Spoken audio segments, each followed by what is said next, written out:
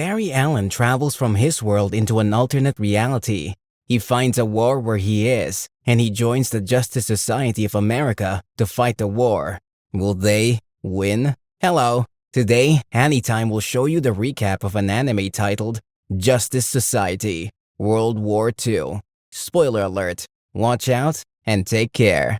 During World War II, the Nazis have taken over Poland and some parts of Britain and Russia. Also, they have been searching for artifacts of historical use to be used for their war. Therefore, Steve tells the President of America, Roosevelt, that they can't keep looking and must gather a team of superheroes to defeat the Nazis. He shows him his suggested heroes, starting from Lex Tyler, the Hour Man, who has created the Miraclo, which gives him great speed. Then Dinah Lance, the Black Canary, Jay Garrick, who's known as Flash in their world, then Carter Hall, an Egyptian with Egypt blood and a wing, called the Hawkman. After showing him these, the president asks if they will be enough to defeat the Nazis and says even if they will be enough, who will lead the team? Steve calls out Wonder Woman, who enters and asks the president if he's ready to stop the war. On the other hand, at Metropolis, Barry Allen goes on a picnic with his girlfriend, Iris. As they arrive, he quickly lays the ground, bringing out all the necessary things they need. He tells her that he hopes they will see Superman in that area, but she reminds him that the aim of their picnic is to forget his other work. He remembers and apologizes to her. She says she doesn't have issues with his work, as she understands that his speed makes him, and she loves him for it. She, however, reminds him that they have been in a relationship for over a year and asks him what he wants from her. She tells him that if their relationship is just a fling to him, she's okay with it, but she can't continue. He goes nearer to her and reminds her he loves her. He tells her he has excellent feelings for her. However, for her good, it's better if their relationship is a secret. She protests. She tells him that if he thinks true love doesn't face wars, then his definition of love isn't the same as hers, as she can face anything that comes. They hear a loud thud from afar. Barry attempts to leave, but remembers he's on a date. She tells him that society needs him and that he should do his thing. He runs into the location where he sees Superman fighting against Brainiac. Brainiac sends some robots to hold Superman together as he attempts to release a projectile at him. When Barry arrives, he first pushes the robot away. Then he throws a stone to destroy the ones holding Superman. After releasing Superman from their captive, he asks Superman if he's okay, but Superman says he has to defeat Brainiac first. Superman asks for Barry's help, and Barry happily accepts to help. Brainiac returns, and he attempts to activate the projectile, which is actually a kryptonite, to destroy Superman. When Superman notices, he puts a car to defend himself, but he also knows it isn't enough. So he asks Barry to help him by running to hold the kryptonite and stop it. Barry does as he has been requested, and jumps to hold it. He runs fast and changes the timeline. He overhears Dr. Fate's voice asking him to follow the voice and keep running. Meanwhile, during the World War, Wonder Woman and her team battle with the Nazis. Amid the war, Barry jumps into their midst. When Wonder Woman sees him, she holds him by his neck and asks him if the president sent him. He tells her he doesn't know anything,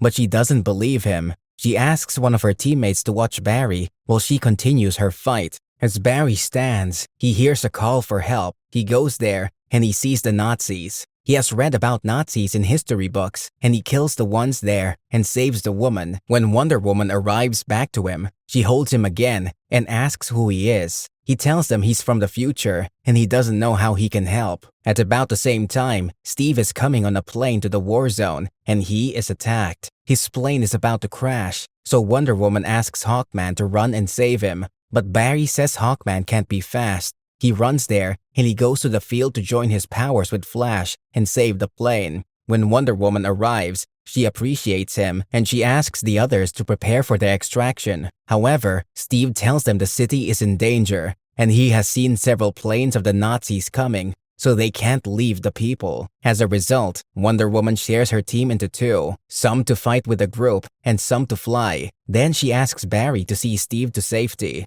As Barry works with Steve, he asks about the team, and Steve tells him it's the Justice Society of America, the JSA, a secret organization powered by the government, and also, no news about their organization makes it to the news. Barry tells him he hasn't seen something that cool before and asks why they're hiding their identity. Steve tells him it's because the heroes aren't infallible, and if the Nazis see any fault in them, he will dwell on it. After the war, Barry is introduced to Shakespeare, their war correspondent. After their war review, Wonder Woman asks the others to find a name for Barry. Since they have a Flash among them, they name him a Future Man. Steve proposes to Wonder Woman, but she rejects it. He tells Barry that he proposes every day because she says she will accept his proposal one day. They have a meeting where Steve tells them he heard the Nazis had found another artifact, one that's stronger than the others, and it's in a hidden place. And the only information they have is a code.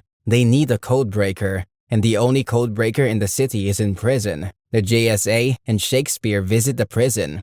Shakespeare enters a room where he meets a prisoner who tells him he has been waiting for him and someone has given him a gift for him. Shakespeare accepts this gift and wonders what it is. The security enter and shoot at him, but his body bounces off the gunshot. When Wonder Woman returns, she sees he's invincible. Also, they meet the codebreaker, which Barry recognizes as Dr. Fate. Shakespeare also introduces himself as Clark Kent. Barry tells him he's a superhero from his world and his real name is Superman, but Clark refuses. He says he isn't a superhero and he just has a tough body. Wonder Woman says he's nothing more than a Nazi if he refuses to use his power for good. And Barry also tells him that the Superman he knows is very selfless. However, Clark says in this world, he has learned that it's better to be selfish, and he isn't going to risk himself. At this point, Barry realizes he isn't in the past. Instead, he's in an alternate reality.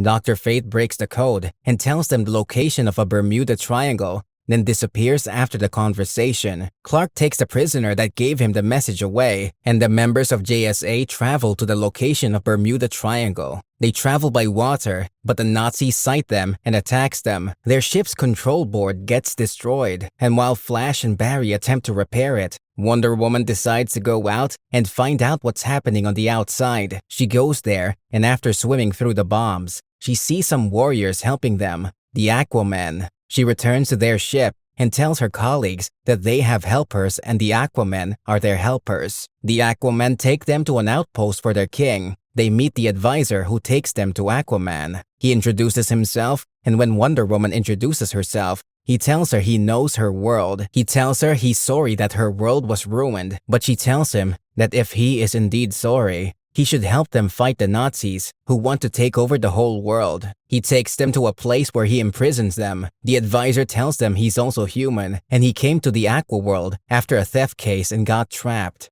The Aquaman saved him, but they didn't know he will take over their city. He reveals that he was the one who brought them with the codes and says he's supporting the Nazis because it's better to support the strong than the weak. He convinces Aquaman that their acts are good, and after they destroy the superheroes and the Nazis take over the world, they will go for the Nazis too. In the trap, Flash discovers that if he adds his strength to Barry's, they may break the trap. They do so, and Barry escapes. Barry returns to break the trap and inform the others that the Aquamen are planning an invasion. Also, the advisor has taken Aquaman to a cage to release some monsters, which won't be good for them. Part of the team returns to Earth to fight the Aquamen on Earth, while another part of the team, Wonder Woman and Barry, go to stop the advisor and Aquaman from releasing the monsters from a trench. However, they fail. On Earth, the other superheroes try to combat the Aquamen, taking the upper hand until Aquaman arrives with the monsters. The monsters overtake the fight, and the superheroes lose some of their own. Our man dies, and Wonder Woman fights Aquaman. During the fight, Steve comes to help her, but Aquaman attacks him. She returns with full force, and she bounces on Aquaman, successfully breaks his trident and gets his memory back and breaks the advisor's control. He realizes he's fighting for the wrong cause,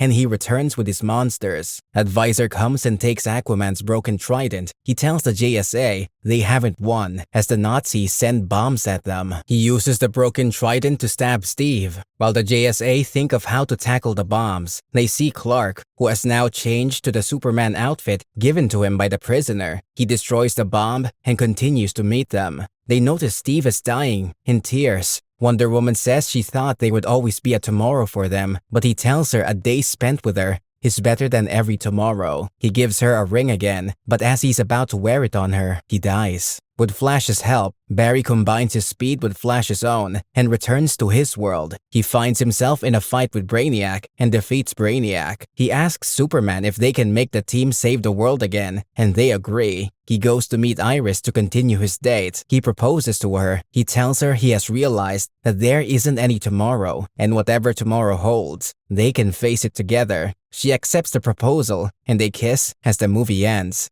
Thanks for watching the recap. Kindly subscribe to our channel to get notified when we post the next recap. See you next time.